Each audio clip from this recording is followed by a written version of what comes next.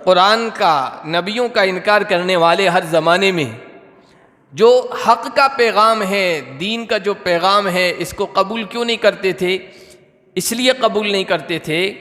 کہ اگر ہم نے ان کی بات مان لی تو ہماری عزت کیا رہے گی، پھر ان کی عزت بڑھ جائے گی، ہماری حیثیت ختم، ہمارا اسٹیٹس ختم، ان کی عزت بڑھ جائے گی۔ اسی لیے ہر زمانے میں حق کے جو مخالفین ہیں، حق کا انکار کرنے والے ہیں، حق کے خلاف کھڑے ہونے والے ہیں، وہ دین کے داعیوں کو اور دین کے پیغمبروں کو، دین کا پیغام پہنچانے والوں کو ذلیل کرنے کی کوشش کرتے ہیں، ان کو گرانے کی کوشش کرتے ہیں، ان کو طرح طرح سے ستاتے ہیں، پریشان کرتے ہیں، تاکہ لوگوں کی نگاہوں میں ان کی عزت کم ہو تو لوگ ان کی بات نہ مانیں۔ ہر زمانے میں آپ دیکھ لیجئے اسی طرح ہوتا آیا ہے۔ جو اپنی ناک اونچی رکھنا چاہتے ہیں وہ دین کے داعیوں کو اور دین کی طرف بلانے والوں کو ہمیشہ نیچا دکھانے کی کوشش کرتے ہیں، تاکہ لوگوں کی نگاہوں میں یہ چیز آئے کہ دیکھو یہ تو ستائے جا رہے ہیں، یہ تو مظلوم ہیں، یہ تو پٹے جا رہے ہیں، ہم ان کا پیغام کیوں قبول کریں، ہمیں کیا ملے گا، لوگ ان سے دور ہو جائیں۔ تو اللہ نے فرمایا نہیں اے لوگو، اگر عزت چاہتے ہو نا تو اس دین سے اور حق کے پیغام سے جڑنا پڑے گا، اس لیے کہ عزتیں اللہ کی طرف سے تقسیم ہوتی ہے۔ اسی طرح اگر کوئی طاقتور بننا چاہتا ہے، غلبہ حاصل کرنا چاہتا ہے، قوت حاصل کرنا چاہتا ہے، تو طاقت و قوت کا جو مرکز ہے، سرچشمہ ہے، اس سے جڑنا پڑے گا۔ اللہ نے دونوں عزت اور قوت دونوں کے سلسلے میں قرآن میں دوسری جگہ کہا کہ ایبتغون عندہم العزہ فإن العزۃ للہ جمیعا۔ جو لوگ کافروں سے دوستی کر رہے ہیں ایمان والوں کو چھوڑ کر، اور دوستی اور تعلق اس لیے کر رہے ہیں کہ یہ ابھی غلبے میں ہیں، طاقت میں ہیں، ان سے تعلق ہوگا تو ہمیں بھی طاقت مل جائے گی، تو سن لو کیا یہ ان کے یہاں عزت تلاش کرتے ہیں؟ الا ان العزۃ للہ جمیعا، عزت تو صرف اللہ کے لیے ہے، اور پھر اللہ کے واسطے سے لرسولہ وللمؤمنین، رسول کے لیے ہے، ایمان والوں کے لیے۔ اسی طرح الا ان القوۃ للہ جمیعا، اللہ نے کہا ساری کی ساری طاقت یہ اللہ کے قبضے قدرت میں ہے۔ اللہ جب چاہتا ہے ناتواں کو، کمزور شخص کو، یا کمزور جماعت کو، یا کمزور گروہ کو، یا کمزور لشکر کو، کمزور ملک کو وہ توانا بنا دیتا ہے، طاقتور بنا دیتا ہے، قوت والا بنا دیتا ہے، اور بڑے بڑے طاقت والوں کی طاقت کو ختم کر دیتا ہے، اس لیے کہ قوت و طاقت۔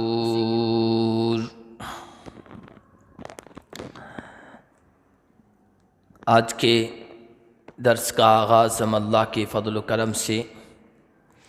سورہ فاطر کی آیت نمبر 9 سے کر رہے ہیں۔ سورہ فاطر میں اسلام کے جو بنیادی عقائد ہیں، جو بنیادی باتیں ہیں جن پر ایمان لانا ضروری ہے، ان کو بیان کیا گیا ہے۔ اللہ کی توحید، نبی کی رسالت، قرآن کی حقانیت اور سچائی، آخرت پر یقین، مرنے کے بعد دوبارہ جی اٹھنے کا تصور۔ ابھی جو آیت پہلی تلاوت کی گئی آج کے درس کی، اس میں اللہ تعالیٰ نے مرنے کے بعد دوبارہ زندہ کیے جانے کو بیان فرمایا ہے۔ فرمایا اللہ وہ ہے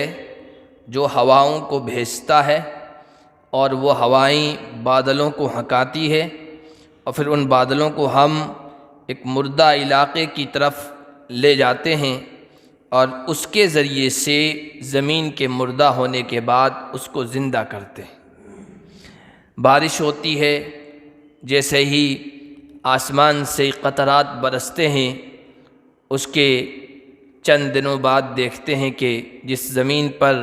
کچھ بھی نہیں تھا، ہوائیاں اڑ رہی تھی، خاک اڑ رہی تھی، اور ہر طرف سوکھا پن تھا، وہ زمین ہری بھری ہو جاتی ہے، اور اپنے اوپر گویا مخملی چادر تان لیتی ہے یا اول لیتی ہے۔ یہ مردہ زمین تھی، پانی کے ذریعے سے وہ زندہ ہو گئی۔ جس طرح یہ زمین زندہ ہو رہی ہے، اللہ تعالیٰ اسی طرح مردہ بوسیدہ ہڈیوں کو بھی زندہ کر دے گا دوبارہ۔ اور عجیب بات یہ ہے کہ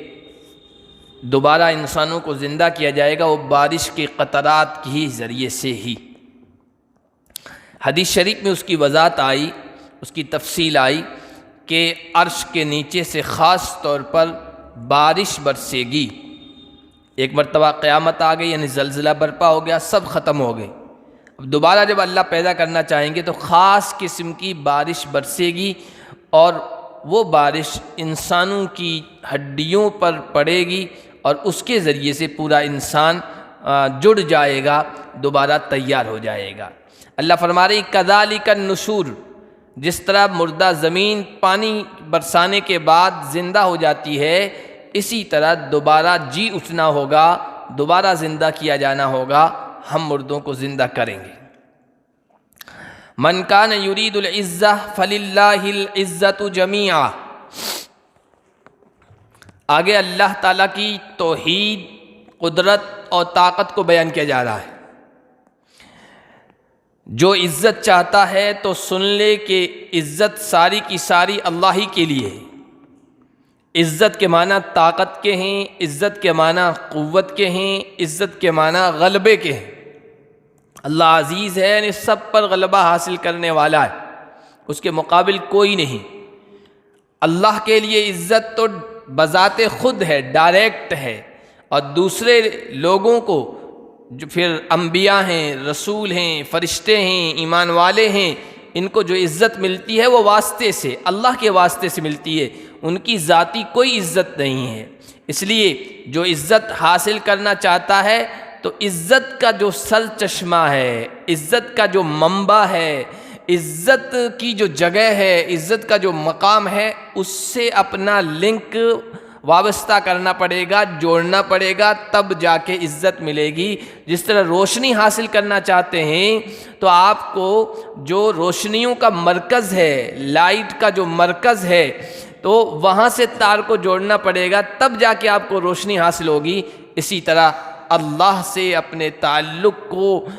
قائم کریں گے، تب جا کے آپ کو عزت ملے گی۔ علماء کرام نے، مفسرین نے بات یہ لکھی اس آیت کے ذیل میں، اس آیت میں، کہ کافر لوگ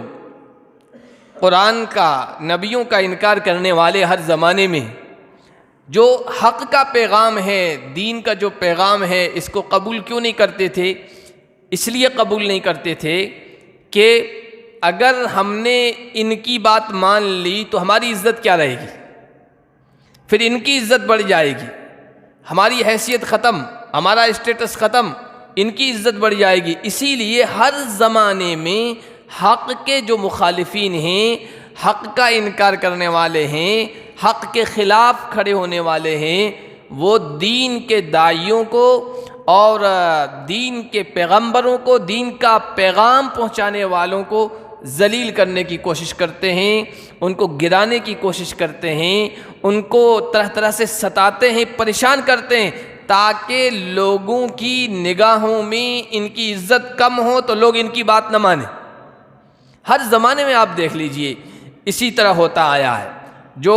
اپنی ناک اونچی رکھنا چاہتے ہیں وہ دین کے داعیوں کو اور دین کی طرف بلانے والوں کو ہمیشہ نیچا دکھانے کی کوشش کرتے ہیں، تاکہ لوگوں کی نگاہوں میں یہ چیز آئے کہ دیکھو یہ تو ستائے جا رہے ہیں، یہ تو مظلوم ہیں، یہ تو پٹے جا رہے ہیں، ہم ان کا پیغام کیوں قبول کریں، ہمیں کیا ملے گا، لوگ ان سے دور ہو جائیں۔ تو اللہ نے فرمایا نہیں، اے لوگو اگر عزت چاہتے ہو نا تو اس دین سے اور حق کے پیغام سے جڑنا پڑے گا، اس لیے کہ عزتیں اللہ کی طرف سے تقسیم ہوتی ہے۔ اسی طرح اگر کوئی طاقتور بننا چاہتا ہے، غلبہ حاصل کرنا چاہتا ہے، قوت حاصل کرنا چاہتا ہے، تو طاقت و قوت کا جو مرکز ہے، سرچشمہ ہے، اس سے جڑنا پڑے گا۔ اللہ نے دونوں، عزت اور قوت دونوں کے سلسلے میں قرآن میں دوسری جگہ کہا کہ اَيَبْتَغُونَ عِندَهُمُ الْعِزَّةَ فَإِنَّ الْعِزَّةَ لِلَّهِ جَمِيعًا۔ جو لوگ کافروں سے دوستی کر رہے ہیں ایمان والوں کو چھوڑ کر، اور دوستی اور تعلق اس لیے کر رہے ہیں کہ یہ ابھی غلبے میں ہیں، طاقت میں ہیں، ان سے تعلق ہوگا تو ہمیں بھی طاقت مل جائے گی۔ تو سن لو، کیا یہ ان کے یہاں عزت تلاش کرتے ہیں؟ الا ان العزت للہ جمیعا، عزت تو صرف اللہ کے لیے ہے، اور پھر اللہ کے واسطے سے لرسولہ وللمؤمنین، رسول کے لیے ہے، ایمان والوں کے لیے۔ اسی طرح الا ان القوۃ للہ جمیعا، اللہ نے کہا ساری کی ساری طاقت یہ اللہ کے قبضے قدرت میں ہے۔ اللہ جب چاہتا ہے ناتواں کو، کمزور شخص کو، یا کمزور جماعت کو، یا کمزور گروہ کو، یا کمزور لشکر کو، کمزور ملک کو وہ توانا بنا دیتا ہے، طاقتور بنا دیتا ہے، قوت والا بنا دیتا ہے، اور بڑے بڑے طاقت والوں کی طاقت کو ختم کر دیتا ہے، اس لیے کہ قوت و طاقت اسی کے قبضے قدرت میں ہے۔ الیہ یصعد الکلم الطیب والعمل الصالح یرفعہ، عزت حاصل کرنا چاہتے ہو تو اللہ سے جڑو، اس لیے کہ پاکیزہ کلمہ اور نیک عمل یہ اللہ کی طرف بلند ہوتا ہے، اور پھر اللہ اس کو بلند کرتا ہے۔ پاکیزہ کلمے سے مراد کلمہ طیبہ لا الہ الا اللہ محمد الرسول اللہ ہے، جو ایمان کی بنیاد ہے، اور نیک عمل سے مراد سارے نیک اعمال ہیں، جن میں سب سے پہلے جو چیزیں فرض ہیں، فرائض، نماز، روزہ، حج، زکوٰۃ، اور اس کے بعد جو واجبات ہیں، مستحب ہیں، جہاد، صدقہ، خیرات، اور بہت ساری نیکیاں، جو سارے نیک اعمال ہیں، تو اللہ کی طرف پاکیزہ کلمہ بلند ہوتا ہے، اور نیک عمل، پاکیزہ کلمہ یعنی لا الہ الا اللہ کے اندر جو مضبوطی آتی ہے، اس میں جو رونق آتی ہے، اس میں جو چمک آتی ہے، وہ اعمال کے ذریعے سے آتی ہے۔ بندہ لا الہ الا اللہ کا اقرار کرنے کے بعد نیک اعمال کرتا ہے تو اس کی زندگی چمکتی ہے، منور ہو جاتی ہے۔ والذین یمکرون السیئات لہم عذاب شدید، عزتیں تو ان کو ملے گی جو کلمہ طیبہ سے وابستہ ہو گئے، جڑ گئے، اور نیک اعمال سے جڑ گئے۔ اور جو لوگ بری تدبیریں کر رہے ہیں، برے اعمال کر رہے ہیں، سازشیں کر رہے ہیں، جالیں بن رہے ہیں اہل ایمان کے لیے، حق کو مغلوب کرنے کے لیے، حق کو پست کرنے کے لیے، ان کے لیے اللہ تعالیٰ نے سخت عذاب تیار کر رکھا ہے۔ وَمَكْرُ أُولَٰئِكَ هُوَ يَبُورُ، اور ان کی ساری سازشیں، ان کے سارے مکر، ان کی ساری تدبیریں، ان کی ساری پلاننگ وہ فیل ہو جائے گی، ناکام ہو جائے گی، اور ناکامی سے ہمکنار ہوگی، کامیاب نہیں ہو سکتی ہے۔ کامیابی صرف کلمہ لا الہ الا اللہ کو ملے گی، دین حق کو ملے گی، اور ملے گی کس طریقے سے ملے گی؟ اچانک مل جائے نہیں، آگے اللہ نے بیان فرمایا ہے کہ حق کو غلبہ آہستہ آہستہ مرحلے وار ملتا ہے۔ واللہ خلقکم من تراب، اللہ اپنی توحید کو بھی ثابت کرنا چاہتے ہیں کہ عبادت کے قابل وہ ہے جو عزت والا ہے، جو قوت والا ہے، جو غلبے والا ہے، وہی معبود حقیقی بن سکتا ہے۔ اور عبادت کے قابل وہ ہے جس کو مخلوق کے بارے میں سب کچھ علم ہو، سب کچھ جانکاری ہو، مخلوق کی ہر حالت کے بارے میں اسے جانکاری ہو، اسے علم ہو، اور وہ اس کا احاطہ کیے ہوئے ہو۔ اللہ یہ توحید بھی ثابت کرنا چاہتے ہیں، اور یہ بھی کہ ہم یہ جو کہہ رہے ہیں کہ عزت کلمے کو نصیب ہوگی، کلمے والوں کو نصیب ہوگی، یہ عزت آہستہ آہستہ ملے گی، لمحہ بلمحہ ملے گی۔ اس کو اللہ آگے اس طرح سمجھا رہے ہیں، اللہ وہ ہے جس نے تم کو مٹی سے پیدا کیا ہے۔ حضرت آدم علیہ السلام کو اللہ تعالیٰ نے مٹی سے پیدا فرمایا، پھر آگے انسانوں کا سلسلہ یہ ایک نطفہ آب منی کے قطرے سے جاری فرمایا، اس میں بھی مٹی کا عمل دخل ہے، اس لیے کہ انسان جتنی بھی خوراکیں کھاتا ہے، جو کچھ جس سے اس کا وجود ہوتا ہے، اس کے جسم پلتا بڑھتا، نشو و نما پاتا ہے، وہ سب مٹی سے پیدا ہوتی ہے۔ اس وجہ سے انسان کی پیدائش یہ مٹی سے ہے، مٹی پھر نطفے سے، ثم جعلکم ازواجا، پھر اللہ نے تمہیں جوڑے بنایا۔ وہی نطفہ جب جس کو 18 پارے میں ہم پڑھ چکے ہیں، مختلف مرحلوں سے گزرتا ہے اور پھر انسان بنتا ہے، اس میں جب ایک مرحلہ آتا ہے جب فرشتہ پوچھتا ہے اذکر او انثی، ازواجا کا مطلب یہ جوڑے، کہ یا اللہ اس کو اب لڑکا بنانا ہے یا لڑکی، کون سی جنس میں بنانا ہے؟ تو یہ اللہ مرحلے وار سب کچھ کرتا ہے۔ ایک دم اچانک کوئی بچہ پیدا نہیں ہو جاتا ہے، پہلے نطفہ کی شکل ہے، پھر مضغہ کی شکل ہے، اب علقہ کی شکل ہے، پھر مضغہ کی شکل ہے، پھر اس مضغہ کے اندر ہڈیاں بننی شروع ہوتی ہے، پھر ان ہڈیوں پر یہ چمڑا تیار ہوتا ہے، اور پھر انسان تیار ہو جاتا ہے، پھر روح پھونکی جاتی ہے، اور پھر کئی مہینوں تک ماں کے پیٹ کے اندر وہ بچہ پلتا رہتا ہے، بڑھتا رہتا ہے، اور ایسے حالات سے وہ گزرتا ہے کہ خود ماں کو بھی پتہ نہیں ہوتا ہے کہ اندر کیا ہو رہا ہے، لیکن وہ علیم ذات اس کے بارے میں سب کچھ خبر رکھتی ہے۔ یہ مختلف مرحلوں سے ہو کر انسان پیدا ہوتا ہے۔ اسی طرح حق بھی مختلف مراحل سے گزر کر پھر غالب آتا ہے اور اللہ اسے غلبہ عطا کرتا ہے۔ وَمَا تَحْمِلُ مِنْ أُنْثَىٰ وَلَا تَضَعُ إِلَّا بِعِلْمِهِ، جو کوئی بھی انثى مادہ عورت اپنے پیٹ میں اٹھائے پھرتی ہے اور جو کچھ بچے کو جنتی ہے، مگر وہ سب کچھ اللہ کے علم میں ہے، اللہ کے ریکارڈ میں ہے۔ وَمَا يُعَمَّرُ مِن مُعَمَّرٍ وَلَا يُنْقَصُ مِنْ عُمُرِهِ، اور جس کسی کو عمر دی جاتی ہے یا اس کی عمر میں کمی کی جاتی ہے، یعنی پیٹ میں پلنے والا بچہ کتنی عمر پائے گا اور کتنا زندہ رہے گا، کیا کیا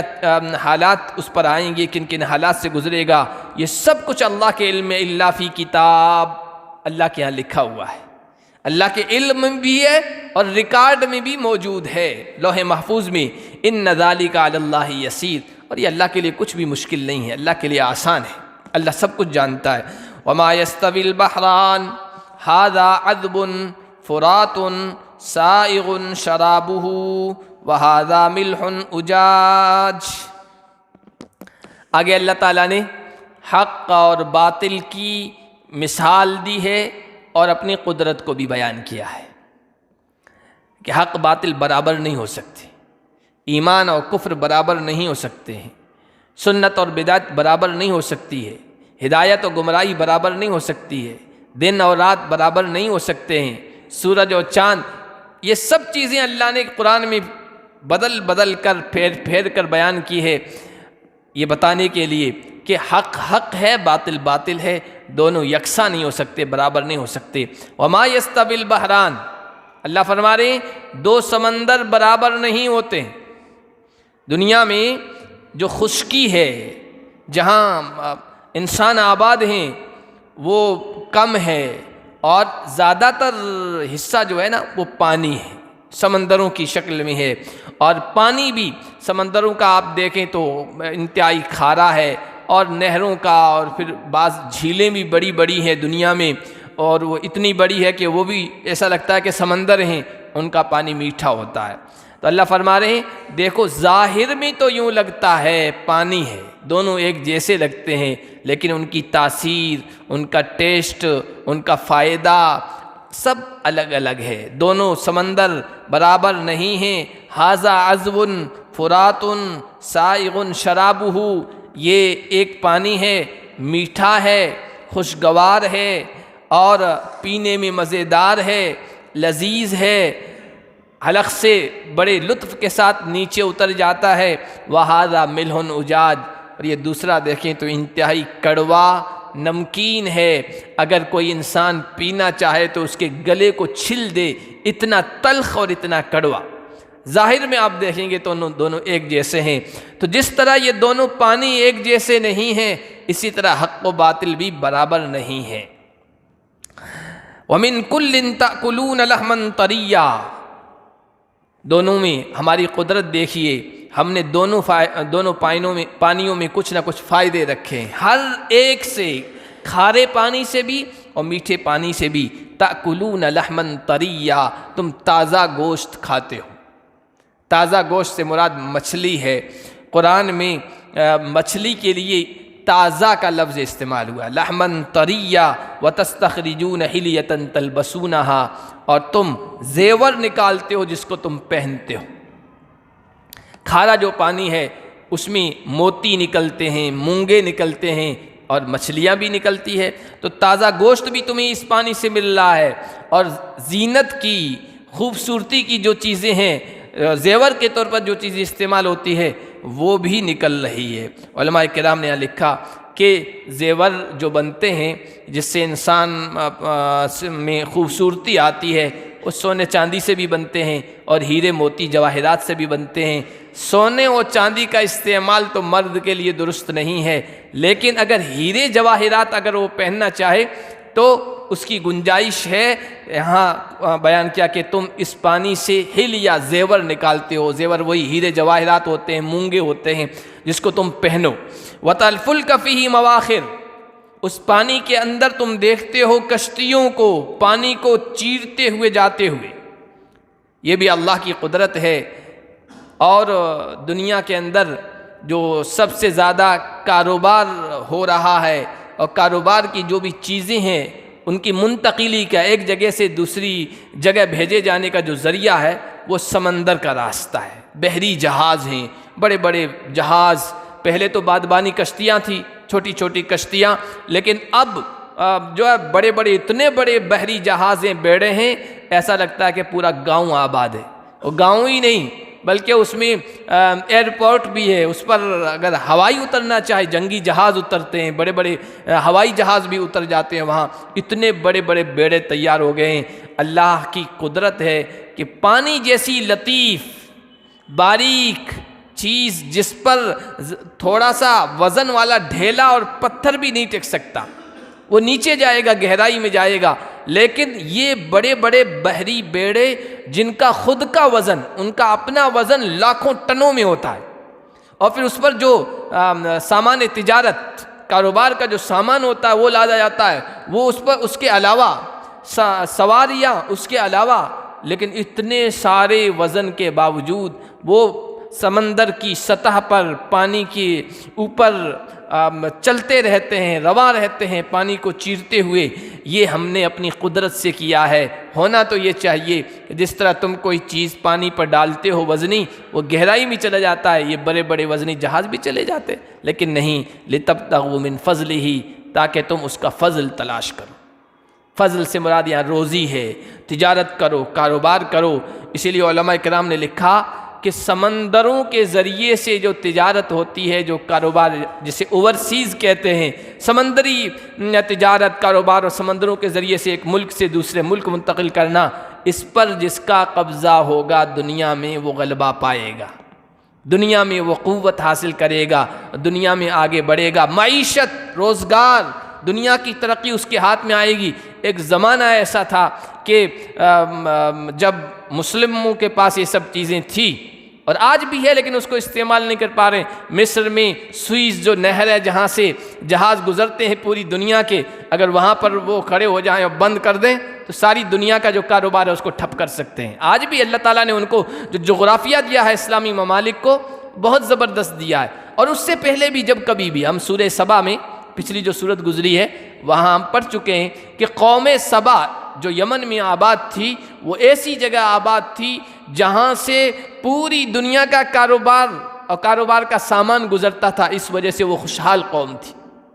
ترقی یافتہ قوم تھی، ہر طرح سے بڑی نہال قوم تھی۔ کیوں کہ وہ ایسی جگہ آباد تھی جہاں سارے دنیا کا کاروبار یہاں سے ہندوستان سے اور چین سے اور دوسری جگہوں سے یمن جاتا تھا، اور پھر یمن سے آگے افریقہ اور دوسرے علاقوں میں جایا کرتا تھا، اس لیے اللہ نے اس کو بڑا خوشحال بنایا تھا۔ بہرحال اللہ فرما رہے ہیں کہ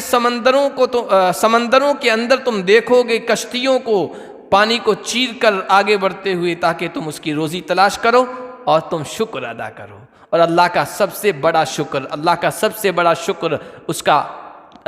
موحد بننا ہے، اللہ کی توحید کو ماننا ہے، اللہ کی توحید کو تسلیم کرنا ہے۔ اس کے بعد جو بھی اطاعت کی چیزیں ہیں، فرما برداری کی چیزیں ہیں، وہ سب شکر گزاری میں آ جائے گی، لیکن سب سے بڑا شکر گزار وہ ہے جو اللہ کی توحید کو تسلیم کرتا ہے۔ یولج اللیل فی النہار ویولج النہار فی اللیل،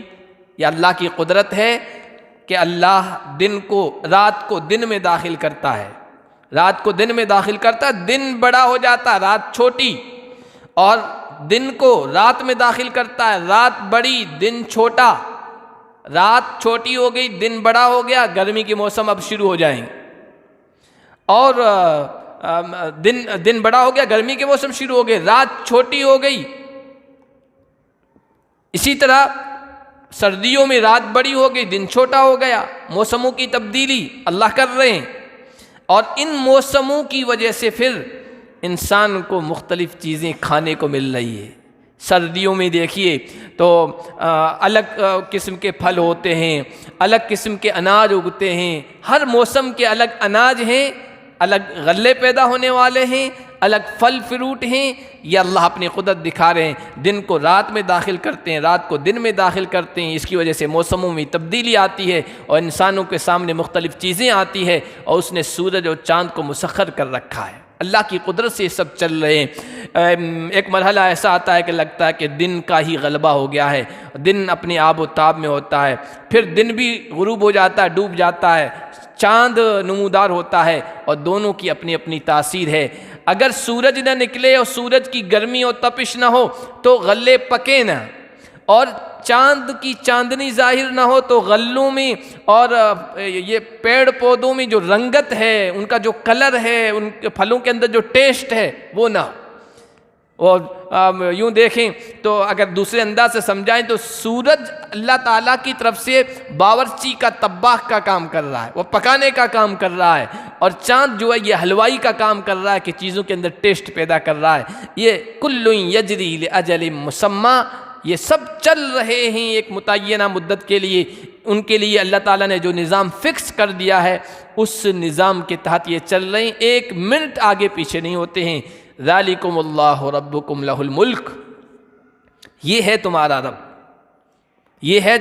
سمندروں کو تمہارے لیے مسخر کیا، سورج اور چاند کو تمہارے لیے مسخر کیا، موسموں کے اندر تبدیلی تمہاری وجہ سے تمہارے لیے خاطر تمہارے فائدے کے لیے لے آیا ہے۔ یہ ہے تمہارا رب جس کے لیے بادشاہت ہے، جس کی سلطنت ہے، جس کے لیے غلبہ ہے، جس کے پاس قوت ہے، جس کے پاس اختیار ہے، اسی کی چلتی ہے بس، اور جس کی چلتی ہے